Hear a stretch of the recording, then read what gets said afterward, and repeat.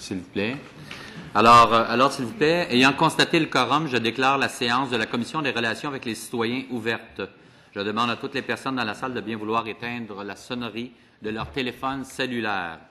Je vous rappelle que la Commission est réunie afin de poursuivre la consultation générale et les auditions publiques sur le document intitulé « La planification de l'immigration au Québec pour la période 2012-2015 ». Alors, les gens qu'on a en arrière, j'aimerais que vous puissiez vous présenter, et puis vous avez 15 minutes de présentation. Par la suite, nous allons passer pour les 45 minutes suivantes aux questions des députés à ma gauche et à ma droite. Alors, si vous voulez vous présenter et prenez votre 15 minutes. Est-ce que la présentation inclut aussi la présentation de notre document? Oui, absolument. OK, voilà.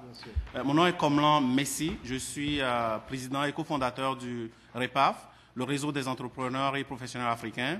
Et je suis aussi producteur de jus de gingembre et jus de fleurs d'hibiscus. Et ça donne du piquant. Alors, Céline d'abord, peut-être, ça va être plus simple. Bonjour, mon nom est Céline Juteau-Maroni. Je suis conférencière internationale et coach d'affaires pour la transition de carrière et le développement de la relève. Et je suis chef mentor pour le programme de mentorat du réseau des entrepreneurs professionnels africains. Quant à moi, mon nom est Yves Alavo. Je suis un des membres dans le groupe fondateur de ce réseau des entrepreneurs et professionnels africains. Et j'assure depuis plusieurs années le mentorat, l'aide et le soutien à la relève. Donc, dans ce sens-là, je contribue à faire en sorte que nos entrepreneurs puissent avoir un encadrement et un soutien. Donc, je suis dans la cellule de mentorat. Merci, madame, monsieur. Donc, votre présentation. Oui. D'abord, nous aimerions vous dire merci de nous avoir invités aujourd'hui pour présenter notre point de vue sur tout le débat autour de la planification de l'immigration. C'est notre participation citoyenne et nous sommes bien fiers de pouvoir exercer ce devoir-là. Première chose, le REPAF, c'est quoi? C'est le réseau des entrepreneurs et professionnels africains. C'est un réseau d'affaires. C'est avant tout, c'est comme une chambre de commerce de plus de 450 membres actuellement, très actifs. Un réseau dynamique qui encourage le développement de l'entrepreneuriat, donc la création concrète d'entreprises dans tous les domaines d'activité et également le développement des professionnels. Et l'objectif premier, c'est que les gens puissent se développer pour pouvoir prendre leur place. Prendre leur place sur le plan économique pour qu'ils puissent participer activement et de façon concrète au développement économique du Québec. Alors donc, brièvement, c'est ça le REPAF. Et nous sommes ici parce que nous avons des opinions, nous avons un point de vue très clair qui est indiqué dans notre mémoire. Nous n'allons pas passer tout le mémoire, mais on va passer quelques points essentiels que nous souhaitons que vous reteniez ce soir, si vous le permettez. Première chose, c'est au niveau de l'immigration, notre position par rapport au niveau, c'est surtout, nous suggérons qu'il y ait une stabilisation du niveau d'immigration, ou le taux d'immigration qui est actuellement là. Donc, nous proposons qu'il y ait une stabilisation à ce niveau-là. Ensuite, le deuxième point, qui est un point très important, c'est l'intégration économique, que ce soit en emploi ou bien en entrepreneuriat, des immigrants qui viennent ici. Et pourquoi nous disons ça? Parce que quelqu'un qui n'a pas d'emploi et quelqu'un qui n'a pas l'opportunité de pouvoir créer son entreprise ne peut pas participer au paiement de taxes et puis profiter de tout ce qu'il peut faire pour pouvoir développer le Québec. Donc, on dit le ventre affamé n'a point d'oreille. Alors, le fait d'avoir une sérieuse intégration économique des immigrants et des opportunités pour pouvoir créer leur entreprise, c'est très clair que c'est une voie que nous appuyons, que nous suggérons et que nous encourageons. Tout à l'heure, nous allons voir comment est-ce que concrètement l'on peut faire ce genre de choses, mais je vais aller au troisième point que nous souhaiterions que vous reteniez. C'est un partenariat concret entre le ministère de l'Immigration, l'Emploi Québec ou bien le ministère qui s'occupe d'Emploi Québec et le ministère du Développement économique, MDEIE. Pourquoi? Parce que tout ça englobe une synchronisation nécessaire et requise pour que chaque ministère se parle, pour que quand un immigrant parle au ministère du Développement économique, que l'immigration aussi sache ce qui se passe et que les programmes soient beaucoup plus synchronisés pour une intégration de façon très claire et concrète des immigrants, pour que les gens ne se promènent pas à gauche, à droite, et que le cerveau gauche ne sache pas ce que le cerveau droit fait. Donc, c'est dans ce sens-là que nous proposons cela. Et nous manifestons de façon très claire aussi notre intérêt pour un comité de suivi, pour les éléments qui seront décidés après cette commission, parce que c'est bien beau de prendre des décisions, mais il est aussi important que un suivi soit fait, que ces décisions sont réellement appliquées ou pas. Pour voir si les décisions qui sont prises, si elles ont des résultats ou bien si ça entraîne des résultats ou bien l'inverse. Donc c'est dans ce sens-là que nous faisons cette proposition. Ça résume un peu les différents éléments que nous voulions présenter. Je vais passer la parole à mon collègue Yves Alavo pour vous détailler certains éléments et puis on va pouvoir continuer. Merci. D'abord, oui, excusez. Michel Alavo. Je tiens d'abord à vous féliciter parce que toute la documentation qui a été préparée par le ministère, non seulement le document essentiel de la consultation, est une documentation très bien préparée. Et on a donc en notre main, on a en notre possession, l'ensemble des aspects, tous les éléments, toutes les données qui permettent, je pense, aux élus de pouvoir prendre des décisions. Dans le mémoire, vous avez vu qu'il y a un certain nombre d'enjeux qui sont soulevés et sachant les contraintes de temps qui sont les vôtres et sachant qu'il est important pour ce réseau des entrepreneurs de pouvoir avoir un échange avec vous, c'est bien sûr tout ce qui touche l'aspect économique, donc tout ce qui touche les investisseurs, l'investissement et l'intégration réelle au marché du travail, le soutien aux entrepreneurs. C'est vraiment à ce sujet-là qu'on souhaite. Bon, vous savez que depuis presque un quart de siècle, il y a des commissions à peu près tous les 3 ans, des consultations qui permettent d'approfondir un certain nombre de ces aspects. Et la chose qui nous inquiète, c'est que dans ce solde migratoire que vous connaissez, on a de la peine à avoir une rétention qui soit à la mesure des ambitions que nous avons pour notre immigration.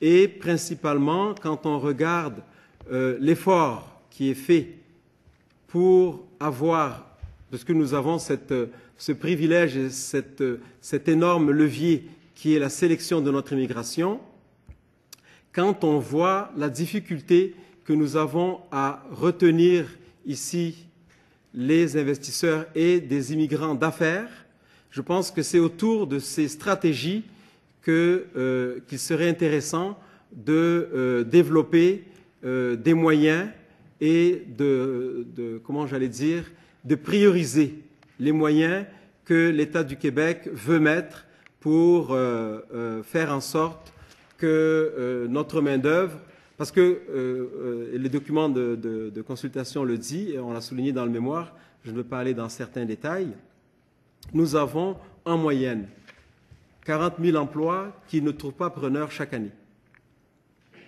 Alors, il y a là quelque chose. Donc, ce sont ces questions-là autour desquelles on souhaite pouvoir échanger avec vous et voir dans quelle mesure on peut aller plus loin en termes de stratégie de rétention. Et il y a bien sûr tous les impacts démographiques. On a parlé du contexte de francisation. En examinant ces dernières années les budgets qui sont consacrés à cette intégration linguistique, on souhaite qu'il y ait de ce côté-là une attention particulière pour permettre à ces investisseurs, à ces personnes d'affaires qui ont choisi, et qui ont été choisis aussi des fois pour venir vivre au Québec, de pouvoir rapidement être fonctionnel dans la langue française. Et donc, on appuie cette volonté-là parce qu'on sait que c'est un des moyens. D'autre part, quand on regarde les grandes métropoles dans les Amériques, nous avons un atout considérable. Nous sommes actuellement la métropole, la ville dans les Amériques où il y a le plus grand nombre, le pourcentage le plus élevé de personnes qui parlent au moins 3 langues. C'est un atout considérable en termes de stratégie. Et ce qu'on constate depuis 5 à 10 ans, c'est que plusieurs des entrepreneurs, des gens d'affaires qui passent par ici et plusieurs de ces personnes compétentes, certaines arrivées avec déjà des compétences et d'autres qui sont de 2e ou 3e génération qui ont développé leurs compétences ici, sont obligés, bien sûr, de s'exiler, de partir aux États-Unis, dans d'autres provinces. Et on a constaté depuis 7 ou 8 ans que l'Union européenne a recruté beaucoup de cadres formés ici avec l'approche, avec les méthodes, avec la façon dont nous développons notre méthodologie d'affaires. Alors, ce sont ces questions-là qui nous inquiètent. Pour le reste, je pense que on va pouvoir échanger de manière plus précise, mais c'était un peu ces aspects-là d'arriver à, d'une part, développer des stratégies pour accroître notre performance dans la rétention et, bien sûr, ce qui est souhaité, ça serait un groupe de suivi pour faire en sorte que s'il y a des recommandations, s'il y a des décisions qui sont prises, tous les 6 mois ou tous les ans, on puisse savoir où est-ce qu'on en est et on puisse mesurer notre performance en termes de rétention de l'immigration. Merci beaucoup. Est-ce que ça va pour la présentation? Est-ce qu'il nous reste combien de minutes dans notre budget? Il vous reste à peu près 5 minutes, mais vous pouvez, si vous voulez, vous pouvez arrêter là et puis répondre aux questions des gens, des parlementaires. OK. Par rapport à la rétention, on voudrait ajouter le fait que, évidemment, l'emploi, on parle ici d'emploi de façon concrète. Et dans les stratégies d'emploi, je pense que, enfin, nous pensons aussi que le gouvernement doit donner aussi l'exemple. Quand je parle du gouvernement ici, je ne parle pas d'un parti en particulier. Il y a une loi qui a été votée en 90 ou 92, je pense, pour programme d'accès à l'emploi, pour refléter la diversité en emploi dans les entreprises et aussi dans les sociétés d'État, que ce soit au niveau des fonctionnaires et tout ça.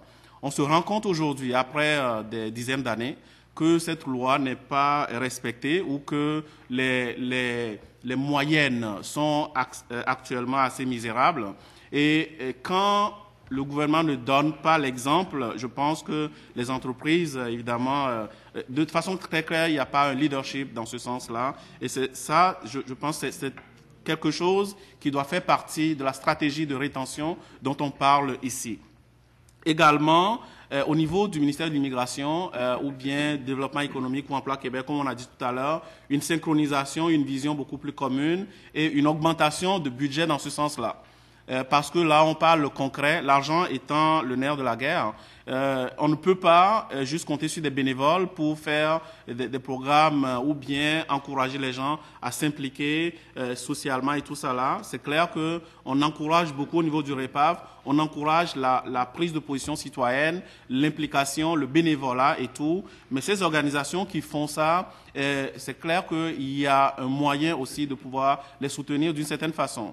Le budget, il y a un budget actuellement, mais il y a une façon aussi de pouvoir augmenter ça. Une suggestion, c'est de pouvoir l'augmenter. En marketing, quand on a une entreprise, on dit que ça coûte 6 fois beaucoup plus cher d'aller chercher une nouvelle clientèle que de retenir la clientèle qu'on a actuellement. Donc, je vous parle de façon au niveau du monde des affaires. C'est comme ça que ça se passe. Donc, je préfère garder et chouchouter mes employés ou bien mes clients actuels que d'aller parcourir le monde et d'en chercher d'autres que je ne vais pas du tout garder. Alors, toute notre vision est centrée autour de cette façon de penser-là. Moi, je voudrais ajouter, si vous me le permettez. Madame Juteau? Oui, Madame Céline Juteau-Maroni. Pour les fins d'enregistrement. Pardon? C'est pour les fins d'enregistrement, pour entendre votre nom. Moi, je voudrais ajouter, en tant que femme d'affaires depuis plus de 30 ans, naturellement dans le monde des affaires, de la haute technologie, j'ai embauché plus d'une 40aine, 50aine d'employés et avec beaucoup d'affinités avec le monde africain. j'ai voulu et j'ai embauché plusieurs Africains, Africaines. Et ce qu'on remarque beaucoup, c'est malgré la bonne volonté des employeurs, l'adaptation entre les nouveaux arrivants et le monde concret des affaires et l'employabilité, il y a quand même une grosse marge. Et je crois sincèrement qu'il y a beaucoup de potentiel. On le voit, on a des petits génies ici, mais il faut quand même un temps d'adaptation raisonnable. Et souvent, j'entends les gens avec lesquels j'ai travaillé, que de la Côte d'Ivoire ou bien d'autres pays, que entre ce qui est dit là-bas et ce qui arrive dans les faits ici, il y a vraiment un grand écart. Et je trouve, personnellement, étant donné que je prône le mentorat vraiment à l'international, je crois que ces gens-là peuvent être préparés là-bas pour arriver ici et être entourés de réseaux comme le REPAF, comme bien d'autres, naturellement, parce qu'il n'y a pas seulement que des entrepreneurs et des professionnels, il y a bien d'autres, il y a des femmes et des enfants. Mais je crois qu'en premier lieu, il faut qu'ils soient capables de gagner leur pain humblement et avec ce qu'ils méritent, naturellement, avec tout ce qu'ils ont acquis dans leur pays. Merci, madame. Merci, messieurs. Alors, nous allons passer à la période de questions. Alors, 20 minutes de chaque côté. Ça va. Alors, je vais commencer avec la ministre. Madame la ministre, à vous la parole pour les 20 prochaines minutes. Oui, alors merci beaucoup. Merci pour votre, je vous vois beaucoup évidemment sur le terrain, je vous vois beaucoup à Montréal et j'ai toujours senti beaucoup d'énergie, beaucoup de détermination, beaucoup de désir de vous impliquer, de mieux comprendre et d'aider les autres aussi à s'intégrer. Et j'ai l'impression que vous avez vraiment beaucoup de connaissances à partager avec autant nous que tout le monde, et peut-être aussi, évidemment, les nouveaux arrivants. Donc, je vais aller sur quelques questions précises sur les orientations, parce qu'on est là pour discuter des orientations. Mais aujourd'hui, on a quand même eu beaucoup l'occasion de parler d'intégration et des obstacles à l'intégration. Puis je pense que c'est une occasion pour nous de parler avec des gens qui l'ont vécu. Pas juste, on a entendu les organismes communautaires qui, eux, accompagnent. Donc, les problèmes qu'eux voient. Mais là, on a vraiment l'occasion de l'entendre de vous. Vous l'avez vécu, mais vous êtes, j'ai l'impression, c'est pas que vous êtes bon, j'allais dire exceptionnel. On espère que tous les immigrants qui sont sélectionnés sont exceptionnels, mais on sent à quelque part que vous avez vraiment beaucoup de détermination. Alors, avant d'aller sur les orientations une à une, juste, qu'est-ce que vous diriez comme les ingrédients de succès à quelqu'un qui arrive, sûrement vous rencontrez des gens, qu'est-ce que vous leur diriez, et les gens de recommandation, autant à un nouveau arrivant, mais aussi au gouvernement et tous les partenaires par rapport, et vous le soulignez, d'ailleurs, l'importance de ces réseaux, mais les clés dans vraiment les toutes premières années ou les tout premiers mois. Monsieur Messi. OK. Au fait, ce qu'on fait et ce qu'on dit concrètement aux gens, avant de jouer à un jeu, il faut connaître les règles du jeu.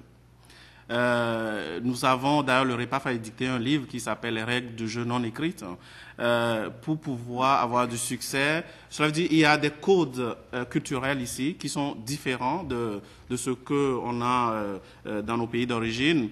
Ces choses-là, il faut les savoir. Et ça se passe généralement de bouche à oreille ou bien par expérience vécue. Donc, on a beaucoup d'activités qu'on fait avec des gens qui viennent nous voir ou des gens qu'on rencontre pour leur dire, et voilà, par exemple, concrètement, dans nos pays d'origine, je parle de mon pays d'origine, le Togo, ou bien généralement en Afrique, quand quelqu'un vous regarde dans les deux yeux, face à face comme ça, c'est très impoli. Alors que ici, c'est le contraire.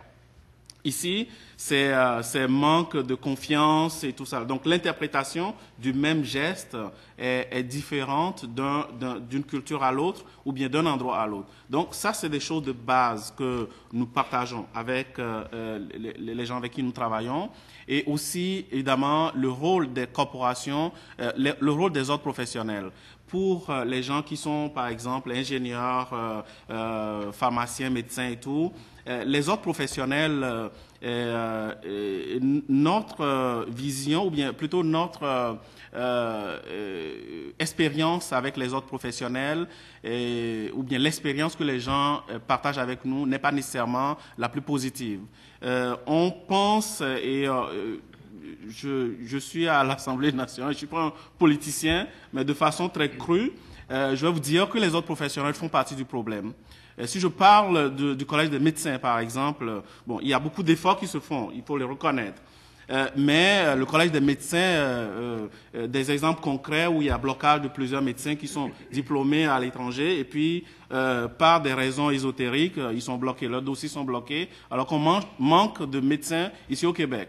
Ça, c'est des choses, effectivement, que quand les gens voient ça, il y a une voie vers le découragement, mais nous, on les encourage à continuer à travailler de façon positive. Par exemple, lors des CMA, des CGA, des CA, ou bien lors des ingénieurs du Québec, il y a des efforts dans ce sens, mais je pense que l'heure est grave et que l'effort soit accéléré, qu'il y ait des incitatifs clairs, qu'il y ait des messages beaucoup plus clairs et limpides, qu'il y ait des redditions de comptes de ces ordres professionnels qui sont là, évidemment, pour protéger le public, mais il y a aussi du corporatisme qui est là.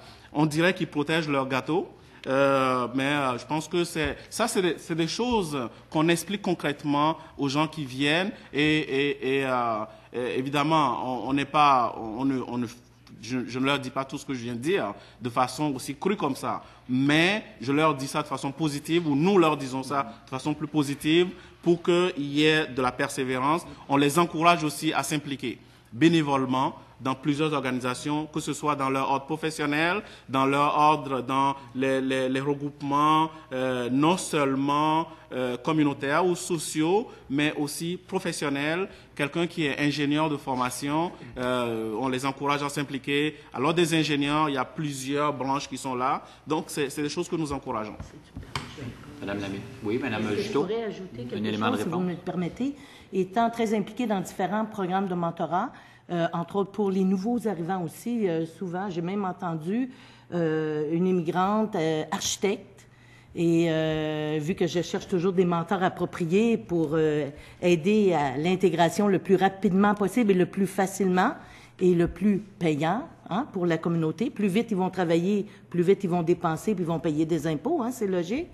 Donc, et souvent, je me suis fait dire par certains ordres que ça va prendre beaucoup, beaucoup de temps avant qu'ils puissent même être reconnus par ces ordres-là. Et je trouve ça un petit peu dommage parce que je me dis, peut-être que oui, il y a beaucoup de choses à réorganiser au niveau de leurs compétences, mais c'est sur le marché du travail avec, exemple, les architectes ou avec les médecins, peut-être à côté, pour aider à l'intégration plus rapidement.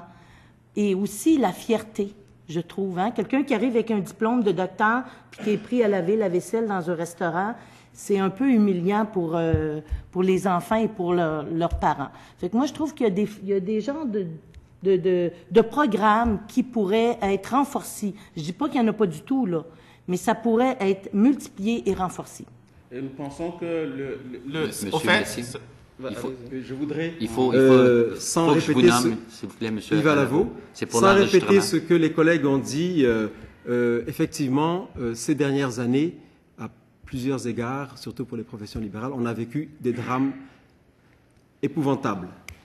Donc, nous le savons, nous sommes 2 millions de Québécois qui n'avons pas de médecin de famille, et on sait qu'il y a des centaines de médecins qui sont formés, qui ont de l'expérience, des cardiologues, des anesthésistes, des gens dans différents domaines, et on a de la peine, malgré l'ensemble des mesures qui ont été faites, les démarches qui ont été faites, à faire en sorte que rapidement, que ce soit des architectes, que ce soit des ingénieurs, que ce soit des médecins, ce sont des professions dont nous avons énormément besoin pour pouvoir mieux faire en sorte que la plupart des soins de santé et des services soient accessibles aux citoyennes et aux citoyens.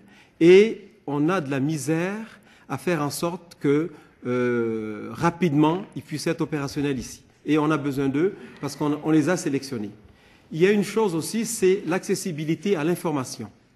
Donc la diffusion de l'information, il y a une information importante qui se développe au niveau de la compréhension, de l'interprétation des lois, la connaissance des programmes qui existent et il y a une difficulté à rendre cette information accessible. Hier soir, je participais avec la Chambre de commerce latino-américaine du Québec à une série d'activités parce que j'essaie d'aller, parce que je suis africain, que je participe seulement à ce que les Africains font. Je suis d'abord un citoyen, donc je participe avec les Asiatiques. J'essaie de voir depuis des années un peu comment cela se passe et je me suis rendu compte qu'en termes d'insertion, d'intégration, les Latinos, la plupart, ce sont déjà les Américains. Ils ont une certaine facilité à s'intégrer et à être fonctionnels ici. Et ce n'est pas la même chose pour des Européens, ce n'est pas la même chose pour des Asiatiques ou des Africains. Donc, il y a plein de choses comme ça. L'accessibilité à l'information, l'insertion et l'intégration dans les milieux de vie. Oui. Et donc, c'est aussi tout ça. Oui, oui, Monsieur je le voulais Président. simplement dire, pour les fins d'enregistrement, lorsqu'on change de personne, il faut, se nommer. Il faut que vous attendiez que je vous nomme, d'une part. D'autre part, des réponses un petit peu plus courtes pour permettre plus de questions. Parce que là, il y a eu seulement qu'une question, puis il y a 10 minutes de passé. Voilà. Merci. C'était juste Alors, pour Madame la compléter ministre. ce que les collègues disaient. Oui. Oui, c'est quand même très, très intéressant parce que vous avez beaucoup d'expérience et on aurait envie de vous poser beaucoup de questions parce que juste le fait, je veux dire, j'étais pas consciente de ça, que vous le voyez, il y a certaines cultures qui peuvent s'intégrer plus rapidement, les Latinos plus que les Européens, même, j'aurais pas pensé ça, mais en tout cas, donc vous observez certaines choses par rapport aux différentes communautés que vous côtoyez. Je vais vous amener sur donc les orientations. Donc le volume, on parle de stabiliser, donc on vient une légère décroissance pour les prochaines années à 50 000, hein, parce qu'on était à 54 000, presque 54 000 l'année dernière, une moyenne de 50 000 au cours des dernières années. Si je comprends bien, vous êtes favorable. Et comment voyez-vous ça avec toutes ces questions de sélection, d'arrimage avec le marché du travail et l'intégration? Est-ce que vous voyez comment dire que les orientations sont un peu jumelées, là, dans le sens que si on stabilise les volumes, ça nous permet aussi de travailler sur l'intégration? Monsieur Messi. Oui, comme la Messi. Au fait, ce que vous dites est vrai. Oui, nous appuyons ou nous sommes en accord avec le fait de stabiliser le niveau d'immigration. L'autre élément aussi, c'est pour cette raison qu'on a parlé de partenariat beaucoup plus concret entre le ministère de l'Immigration, Emploi Québec, puis le ministère du Développement économique. Cela permet de faire un arrimage beaucoup plus clair entre les besoins des entrepreneurs et les besoins aussi des gens qui cherchent du travail et aussi la planification ou les sélections qu'on peut faire. L'origine m'importe peu ou nous importe peu. L'important, c'est de ne pas créer des zones de chômage ici, où l'important, c'est de s'assurer que les gens développent ou exercent leurs compétences pour le développement économique et social et socioculturel, comme on veut, et pouvoir payer leurs taxes et tout. Donc, il y a tout ça, et c'est pour ça que le partenariat entre les trois ministères, ou bien une vision beaucoup plus globale, beaucoup plus concrète, et non seulement ce partenariat, mais aussi avec les autres organisations à but non lucratif qui travaillent de concert avec les ministères. Madame la ministre. Oui, ensuite, sur les deux orientations qui touchent le français, donc il y en a une qui maintient le cap, c'est-à-dire d'une majorité de personnes qui parlent français, ça c'est une chose, et une nouveauté où on préconise un test, ou de pouvoir vraiment évaluer le niveau de français de la personne. Est-ce que vous avez bien saisi cette orientation? L'idée de cette orientation, c'est vraiment d'aller voir objectivement. Donc, il y a des gens qui déclarent connaître le français. Évidemment, dans votre cas, vous n'aurez pas vécu ça, là, mais il y en a d'autres qui peuvent penser qu'ils parlent français ou déclarer qu'ils parlent français, mais le niveau, il faut que nous, on sache c'est quel niveau pour pouvoir ensuite l'orienter convenablement. Et aussi, parce que tout ça rentre dans une grille de sélection, comment vous voyez cette orientation? Est-ce que vous êtes d'accord avec ça? Merci. Oui, comme l'homme ici. Au fait, oui, nous sommes d'accord avec ça. Pour pouvoir savoir où on s'en va, il faut savoir d'où on vient et d'où on part. Donc, mesurer le niveau des gens dès le départ. Mais il faut faire attention à ça. Les codes culturels des gens est important dans ce cas. Parce que si, par exemple, on parle de comment est la neige à un Africain, vous allez chercher des réponses très longtemps. Alors, donc, si dans des tests de français, arrimer le code culturel en fonction des gens que vous voulez tester, et pour qu'il n'y ait pas un biais, pour qu'il n'y ait pas un biais défavorable à ceux qui peuvent le faire ou bien à ceux qui ne peuvent pas le faire. C'est un peu ça le petit bémol que je mettrais à ce niveau-là. Madame la Merci. ministre. Monsieur Alabo? Oui. À ce niveau-là, c'est qu'il y a peut-être un effort à faire pour redéployer un peu les moyens dans les pays ou les zones d'origine. Est-ce qu'il est pensé de faire en sorte qu'on puisse trouver une formule qui permettrait, avant que les personnes ne soient immigrées, ou alors suite à une première sélection, de leur donner le temps d'une mise à niveau? Est-ce que l'on pense pour certaines des clientèles que nous ciblons, que nous voulons? Vous savez que nous sommes dans une société où on est vraiment dans une culture du savoir et de plus en plus, il va y avoir une grande compétitivité entre les grands pôles dans ce monde, les grands pôles d'attraction.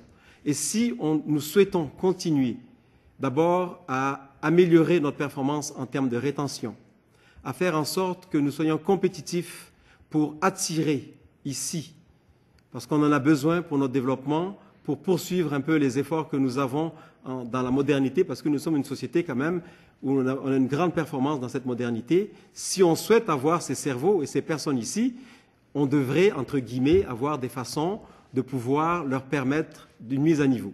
Est-ce qu'on prévoit à la source de faire quelque chose, ou alors est-ce qu'on souhaite soigner, améliorer et donner plus de moyens à nos instruments, à nos ressources qui font la francisation ici sur place? Je pense que c'est peut-être là qu'il faudrait voir quelle est la stratégie qu'on souhaite faire, ou faire une stratégie mixte. Je ne sais pas si ça répond un peu à votre question, Madame la Ministre. Juste peut-être Oui, clarifier ou donner une précision, parce qu'ensuite je vais céder la parole à mes collègues. Pour ce qui est de l'offre, il y a un cours de francisation en ligne qui est offert justement aux personnes qui ont reçu un certificat de sélection. Donc avant d'arriver, ils peuvent se mettre à niveau. Alors on offre déjà ça, puis c'est un cours vraiment intéressant qui a gagné des prix. Il y a tous les instruments interactifs, bien sûr, qui se développent et qui sont intéressants. Les alliances françaises aussi. D'accord. Monsieur le député de Lévis, il reste 3 minutes et 15 secondes. OK. Alors, merci, Monsieur le Président. D'abord, bienvenue et merci beaucoup pour vos précieux conseils. C'est vraiment très intéressant en passant. Et je profite justement de votre présence pour vous indiquer que lors des crédits, notre ministre a eu l'occasion de montrer que notre gouvernement met en place diverses mesures pour cibler davantage les candidats dont la formation est en demande, faire en sorte aussi qu'ils arrivent au Québec plus rapidement, mais surtout franciser plus tôt et mieux, puis favoriser une intégration plus rapide. C'est intéressant parce que, au fond, en 2010, puis j'aimerais savoir vos commentaires là-dessus, votre perception, Statistique Canada observait une remontée de l'emploi. Et on s'est aperçu que les taux d'emploi et d'activité des personnes immigrantes ont progressé substantiellement alors qu'ils sont demeurés relativement stables dans l'ensemble de la population. Donc, il y a 53 % de la création nette d'emplois qui a bénéficié à des personnes immigrantes, soit 35 000 emplois sur les 66 000 emplois. Donc, en 2010, le taux de chômage des immigrants a diminué d'à peu près 1,2 %, comparativement pour l'ensemble de la population à un demi-point. Alors, et ce qui est intéressant, puis c'est pour ça, je vais en venir à ma question, c'est que en 2010, 36 % des immigrants qui étaient admis au Québec provenaient justement d'Afrique. Alors, comme vous êtes assez bien branché de ce côté-là, j'aimerais ça peut-être que vous me disiez, est-ce que vous sentez sur le terrain ces ajustements qui se font, notamment cette légère baisse du chômage, est-ce que vous sentez ça un peu sur le terrain? Est-ce que vous sentez, ou à tout le moins, que la situation s'améliore? Monsieur Messi, en 1 minute et demie. OK. Au fait, évidemment, ça c'est des statistiques, hein, mais concrètement, on ne voit pas encore grand-chose. On ne voit pas encore qu'il y ait une amélioration tangible. Évidemment, 1% ou 2% c'est beaucoup, mais probablement que pas que probablement, c'est une bonne chose. Si Statistique Canada montre que des chiffres s'améliorent, c'est une bonne chose. Cela veut dire qu'il y a des choses qui se font de façon correcte. Et ce qu'on souhaite, c'est un accélérateur d'intégration économique. Accélérateur d'intégration économique, c'est-à-dire le temps de niaisage est terminé. Cela veut dire que quand quelqu'un vient, il faut absolument et rapidement enlever tous les obstacles d'intégration pour que la personne puisse commencer à travailler rapidement. Est-ce que c'est du cheap labor qu'on veut ou bien est-ce que c'est du travail vrai pour profiter des vraies compétences des personnes? C'est ça que nous souhaitons. Nous souhaitons que les gens puissent utiliser très rapidement leurs compétences parce que plus le temps avance, plus ils n'ont pas pratiqué ce qu'ils ont appris, ils oublient et donc ça devient un cercle vicieux qu'il faut casser rapidement. C'est surtout ça. Alors, rapidement, il reste 10 secondes si vous avez une question rapide. Très rapidement, d'après vous, ce serait quoi justement les moyens pour faire sauter ces barrières-là? Je parle par exemple en médecine, vous avez parlé de la médecine tantôt. Évidemment, je pense qu'il faut continuer de dialoguer avec les autres professionnels. Ils ne sont pas nos ennemis, soyons clairs, mais nous souhaitons qu'ils se branchent un peu plus sur la réalité économique de l'immigration et aussi les programmes de mentorat. Le mentorat est un outil extrêmement puissant. Le REPAF, le seul programme de mentorat de la diversité au Québec, affilié à la Fondation de l'entrepreneurship. Nous voulons en faire la promotion aussi. Ça termine le premier bloc. Alors, vous pourrez continuer à répondre avec les questions qu'on va poser avec les gens de l'opposition officielle. Je passerai la parole maintenant au député de Deux-Montagnes. Merci, Monsieur le Président. Tout d'abord, vous remercier pour votre présence, Mesdames, Messieurs. C'est un réel plaisir. On est au tout début d'un processus de consultation. Il y a, oui, effectivement, ce document de consultation qui a été publié il y a quelques semaines maintenant, mais aujourd'hui marque le début officiellement de la période de consultation qui devrait nous occuper certainement pour les prochaines semaines, sinon les prochains mois. Mais déjà, la première journée, ma foi, aura été pour nous drôlement intéressante parce qu'on a eu le plaisir et le privilège d'entendre différents groupes, autant au niveau chambre de commerce, des groupes qui s'occupent eux-mêmes d'intégrer des immigrants. Bref, on a eu déjà une diversité des opinions assez intéressante et vous constituez le premier groupe de personnes issues directement de l'immigration. Donc, c'est encore plus intéressant dans les circonstances de vous entendre. On a, à travers les questions de la ministre, abordé un certain nombre de propositions faites dans le document de consultation. Je vais compléter un petit peu l'exercice.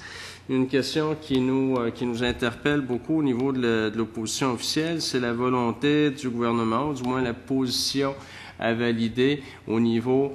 L'expression quota n'est pas appréciée. Il faudra trouver le terme juste, mais à tout le moins une limitation de la provenance des migrants par bassin géographique.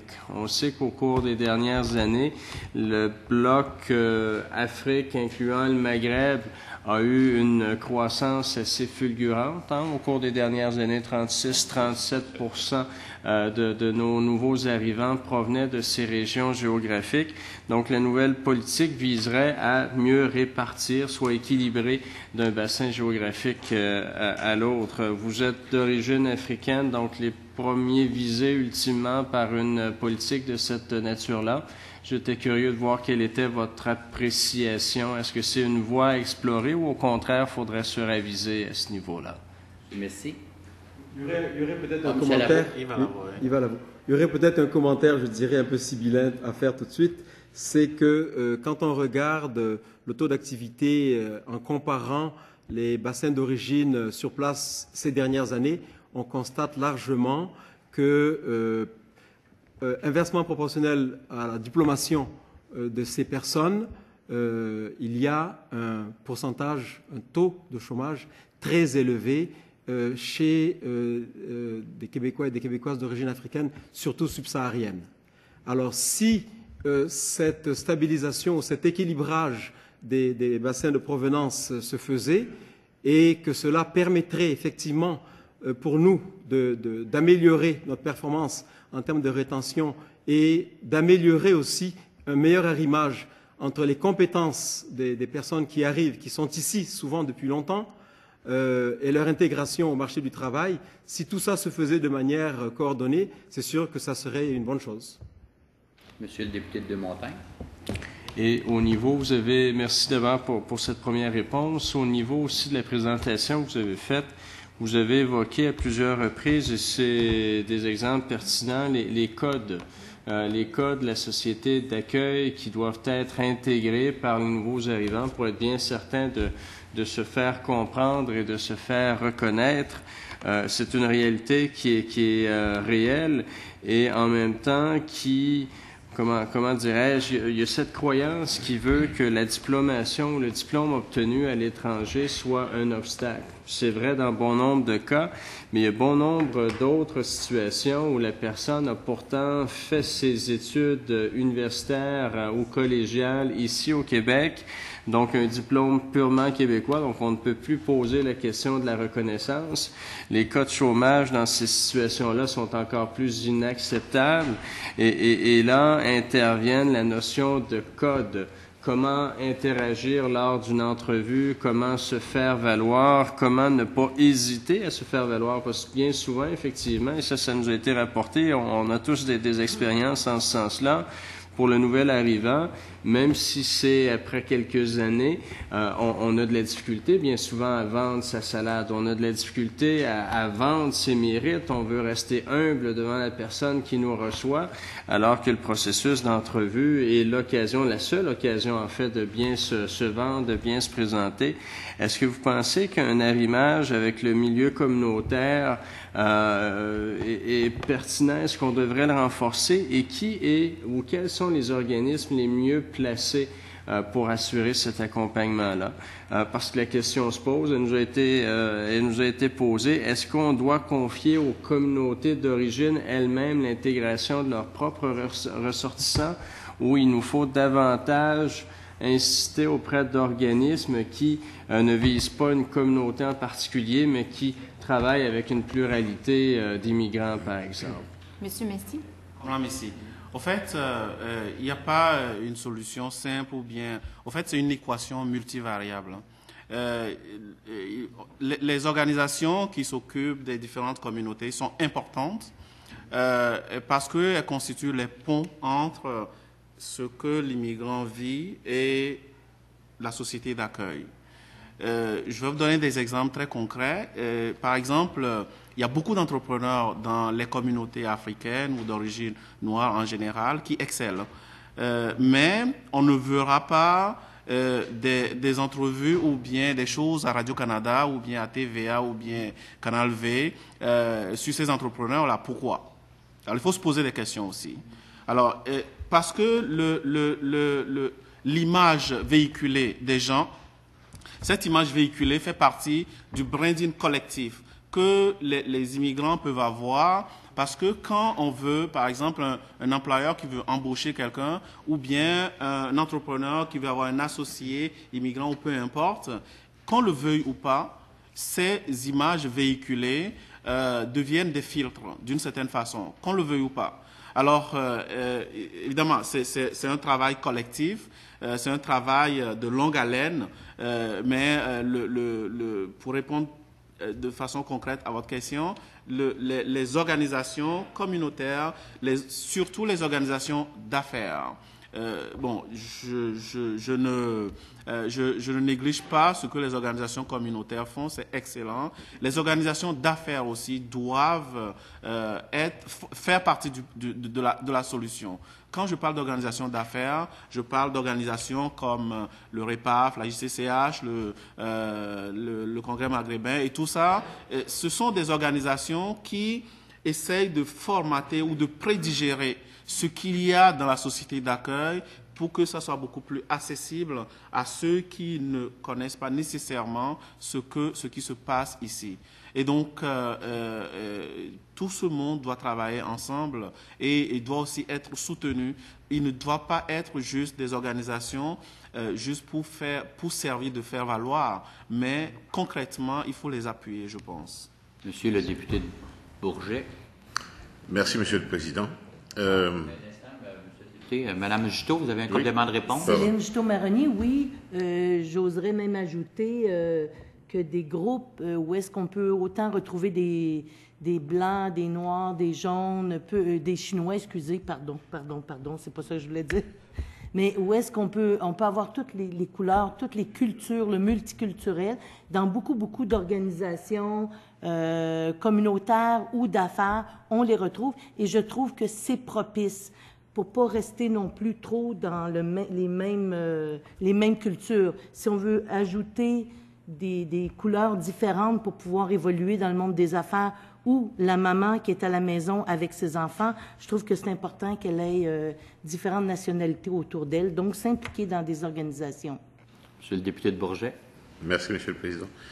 Madame Juteau, Monsieur Comlan, Monsieur Lavaux, soyez les bienvenus. J'ai quelques courtes questions à vous poser. Est-ce que c'est la première fois que vous contribuez à un exercice de cet ordre? Ce n'est pas la première fois qu'on présente un mémoire, oui, mais c'est la première fois qu'on présente un mémoire dans le cadre de planification à l'immigration. OK. Et juste pour notre information, dans quel cadre avez-vous présenté un mémoire précédemment? On en avait présenté dans le cadre de... je pense qu'il y avait une tournée organisée avec la ministre Yolande James quand elle avait, en ce moment elle n'était pas encore ministre, et elle avait présidé une commission pour parler d'intégration, et c'est là où c'était sorti qu'il faut absolument se réveiller pour contrer le racisme et puis tout le corollaire de ça. Monsieur le député. Donc, vous aviez énoncé des recommandations dans ce mémoire-là, mais est-ce que ce sont des recommandations qui s'articulaient autour de la lutte contre le racisme ou ça portait sur autre chose? Pour vous dire réellement, il y a des éléments qui touchent le racisme, ou bien c'était tourné, notre mémoire était fait en fonction des questions qui étaient posées dans le cadre de cette commission-là. Alors, c'est ça. Donc, il y avait des questions qui concernaient l'intégration économique, l'immigration, le racisme, et puis on a répondu. OK. Vous avez parlé des ordres professionnels. Selon vous, quelle place occupe le facteur culturel dans la hiérarchie des obstacles avec les ordres professionnels? Monsieur Messier. Oui, Colin Messier. À notre avis, le facteur culturel est minime. C'est souvent un alibi que plusieurs ordres professionnels mettent de l'avant pour juste se faufiler. Je prends l'exemple concret du Collège des médecins, qui disent qu'il y a au Collège des médecins et aussi le Collège des recteurs. Je ne me souviens pas du titre exact, mais il y a le truc des recteurs des universités, en tout cas. Conférences des recteurs qui sont impliqués dans l'intégration des médecins formés à l'étranger. Il y a des simplifications extrêmement dangereuses qui disent que, par exemple, ici au Québec, les gens meurent de crise cardiaque et en Afrique, les gens meurent de malaria. Donc, les gens qui sont formés ailleurs ne sont pas nécessairement compétents pour faire ce qui se fait ici. Nous croyons qu'il y a nécessairement une utilité de zone tampon qui doit être extrêmement courte, mais on ne doit pas traiter les gens avec condescendance. Ça, c'est quelque chose que nous souhaitons vivement véhiculer comme vision. Les autres professionnels ne doivent pas traiter les immigrants comme des cheap labor ou bien des gens qui n'ont aucune compétence. D'ailleurs, ces gens qui viennent avec des formations d'ingénieurs, c'est de la gratuité qu'on reçoit ici. Former un ingénieur, ça coûte cher. Un médecin, ça coûte cher. Mais on a un cadeau comme un gâteau sur un plateau. Pourquoi ne pas en profiter? Alors, c'est pour cette raison que nous, on est vraiment... la démarche des autres professionnels doit être révisée et la condescendance doit sortir de leur langage. Monsieur le député. Il nous reste combien de temps? Il vous reste à peu près 7 minutes 30 secondes. Parfait. Deux petites questions, je te retourne là-bas. Ces temps-ci, il y a, disons, un sujet qui se promène, soit à travers des études, à l'instar de ce que l'Institut Fraser a sorti, ou précédemment le livre de Dubreuil, il s'appelle Dubreuil et Marois, sur l'illusion, le remède imaginaire, pardon, lapsus. Avez-vous pris connaissance de ces deux documents? Monsieur Messi. Non, je n'ai pas. J'ai entendu des résumés, j'ai lu des résumés sur ces documents, mais je ne les ai pas lus. OK. Alors, l'idée qui est véhiculée, en gros, c'est, je tourne les coins un peu ronds, c'est que l'immigration coûte plus qu'elle ne rapporte. Ma question est à l'effet de savoir, de votre perspective des choses, sur la base de votre expérience, est-ce qu'on peut dire que si l'intégration économique était mieux réussie, ces questions ne se poseraient pas? Monsieur Messi. Si l'intégration économique est bien réussie, c'est évident qu'il y aurait moins de commissions de ce genre-là aussi. Hein. Donc, c'est clair que si on est ici, c'est parce qu'il y a des choses à régler. Alors, évidemment, nous sommes dans une société démocratique où chacun peut se lever et dire des choses, mais évidemment dans le respect de l'autre. Mais il y a des livres qui sortent, qui disent des phrases chocs pour se faire vendre. Je pense que c'est plutôt dans une logique peut-être de vente de livres ou je ne sais pas quoi. Je ne vais pas porter un jugement encore trop acerbe sur ce livre parce que je ne l'ai pas lu, mais c'est une diversité d'opinions celle-là, je n'épouse pas nécessairement ça. Donc, je ne sais pas si ça répond à votre question. Oui. Oui, monsieur le député de Bourget encore? Non, je vais laisser la parole monsieur le député de Montagne. Oui. Monsieur 5 minutes. Oui, en fait, c'est davantage un commentaire qui vous fera peut-être réagir à votre tour, mais vous avez évoqué à quelques reprises au moment de votre présentation la situation des médecins étrangers. Il y a deux rapports qui sont très, très éloquents et qui illustrent admirablement bien la situation que vous décrivez. Il y a d'abord eu ce rapport produit par le docteur Échevé, d'origine suisse, qui a eu à se pencher sur la question et qui a déploré effectivement le long processus, souvent interminable et sans issue, que doivent franchir ces médecins d'origine étrangère. Il y a eu également un rapport assez équivoque de la part de la Commission des droits de la personne et de la jeunesse qui allait dans le même sens et qui évoquait clairement et sans retenue les termes de discrimination. Je crois qu'il est effectivement question de discrimination dans certains nombres de cas. J'ai eu beaucoup d'intérêt, de plaisir à lire ces deux rapports-là parce que très, très éclairants.